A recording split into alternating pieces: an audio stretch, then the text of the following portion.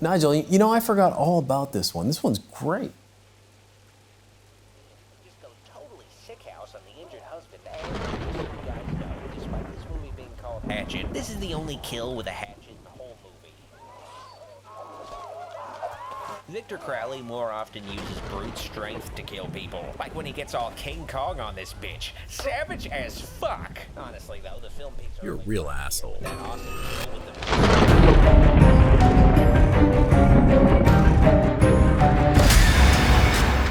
You know, when you think of great horror film decades, we don't tend to think of the 2000s. But trust me, do a quick Google search. You're gonna see a ton of horror films that came out. And some of them were pretty damn great.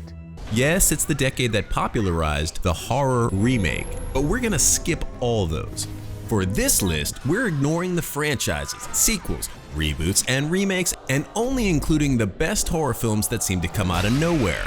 Kick back and enjoy the top 5 horror films of the 2000s.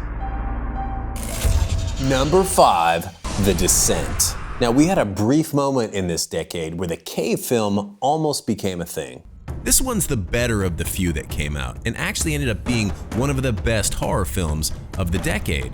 This clever film combines the claustrophobia of spelunking I'm stuck! I'm out. with the earthy charm of humanoid creatures. Love the fact that it's an all-female cast, because that way it's a little harder to predict who's gonna die and in what order. Because we all know that dudes rarely make it far in a horror film. Something's wrong with me. Slither is fun as hell, and not for the faint of heart. It can get pretty disgusting pretty fast. But what's so fun about Slither is that it never takes itself too seriously, or seriously at all. It's equal parts horror and comedy, directed by James Gunn way before Guardians of the Galaxy. Now, if you're a true fan of horror films, well, let's face it, you've probably already seen this film. But if you haven't, you're gonna notice when you watch it that it's kind of an ode to a lot of 80s horror comedies, which I can totally appreciate because that's the era I grew up watching tons of these movies. Think of John Carpenter's The Thing, Cronenberg's Shivers, Night of the Creeps. I got good news and bad news, girls. What? The good news is your dates are here. What's the bad news? They're dead. And probably a dozen others I can't think of right now. If you like any of those films, then you're gonna have a lot of fun with this one. How's everybody's evening? Good? Good. Trick or Treat, or Trick or Treat, or is it Trick or Treat? I don't know. I never have known how to pronounce the title of this film. I just know that it's actually a pretty damn good horror comedy anthology film. The film ties together 4 separate stories with one unifying character, Sam. Sam is a trick-or-treater wearing pajamas and a burlap sack over his head.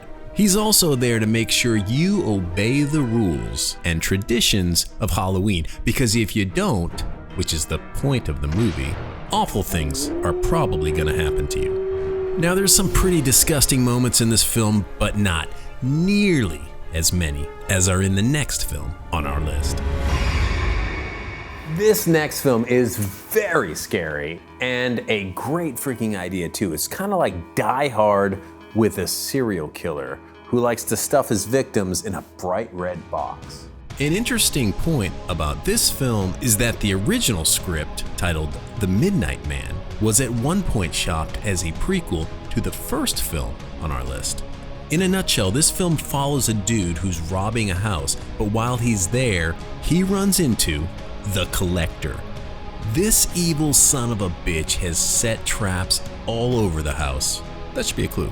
And all our protagonist slash thief has to see is one grisly death before he realizes he needs to get the hell out of Dodge. Number 1, Saw. Now, this film created 1,000 sequels in a few years' time, each more gory and ridiculous than the one before. But this installment is genius. The film's non-linear narrative really adds to the psychological horror going on in Saw.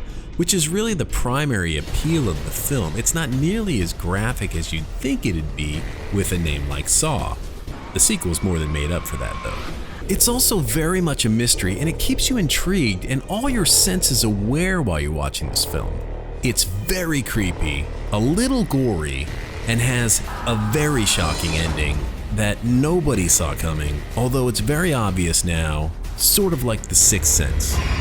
Well, that does it for our top 5 horror films of the 2000s. You know, here at A Stranger Day Productions, we love horror films, so please check out some of our other videos. But in the meantime, let us know what your top 5 horror films of the 2000s are in the comments.